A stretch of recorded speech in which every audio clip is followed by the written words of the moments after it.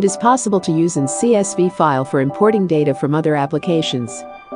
The content of such a CSV file is illustrated using Microsoft Excel.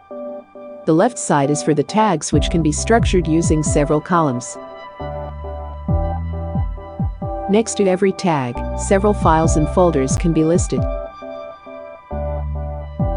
It is also possible to repeat the tag in order to use a single file on each row in this example. The tags can also have a path format. Within the import application, the menu item from CSV is chosen. In the dialog, a CSV file can be opened.